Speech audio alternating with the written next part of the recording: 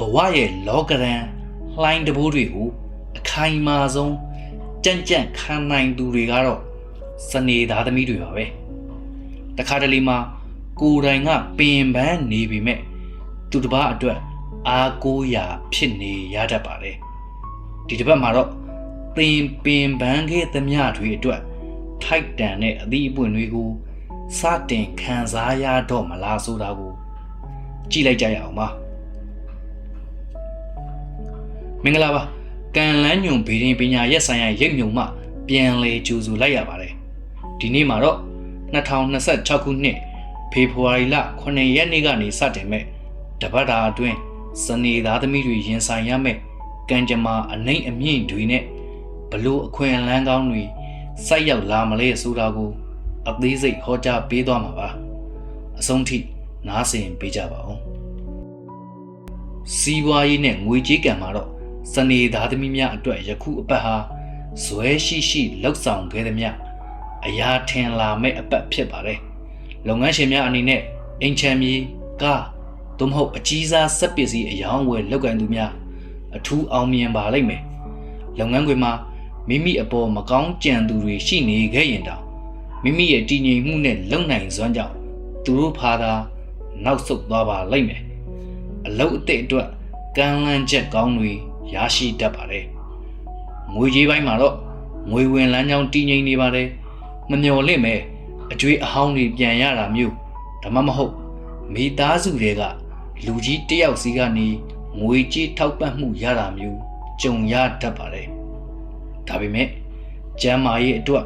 ငွေအနှဲငယ်သုံးစွဲရတတ်ပါတယ်အခြေရေးနဲ့အိမ်အောင်ရေးမှာတော့လူပြိုအပြိုများအနေနဲ့အခြေရေးမှာတည်ငြိမ်အေးချမ်းနေပါတယ်တယောက်နဲ့တယောက်အပြန်အလှန်လေးစားမှုရှိတဲ့ဆက်ဆံရေးမျိုးတည်ဆောက်နိုင်ပါလိမ့်မယ်ချစ်သူရှိပြီးသူများကတော့အနာဂတ်အတွက်ခိုင်မာတဲ့ဂတိကဝတ်တွေပြုလုပ်ကြရမယ့်အချိန်ခါပါပဲအိမ်အောင်တွေများအနေနဲ့ကတော့အိမ်အောင်ရေးမှာနားလည်မှုပိုရလာပါလိမ့်မယ်အိမ်တွင်းပြဿနာဟောင်းတွေကိုပြည်လည်အောင်ဖြေရှင်းနိုင်မဲ့ကာလပါပဲအိမ်အောင်ဘက်ရဲ့ကူညီပံ့ပိုးမှုကြောင့်စိတ်သက်သာရာရပါလိမ့်မယ်ကျမ်းမာရေးမှာတော့ဒူးနာခြင်းခါနာခြင်းဒါမှမဟုတ်သွားကြိုက်ခြင်းတွေကိုသတိပြုပါအလေးအပင်မာတာမျိုးကိုစင်ကြင်မှာလူမှုရေးအနေနဲ့ကတော့လူမှုရေးနယ်ပယ်မှာမိမိကိုလာရောက်အကူအညီတောင်းသူတွေများပါလိမ့်မယ်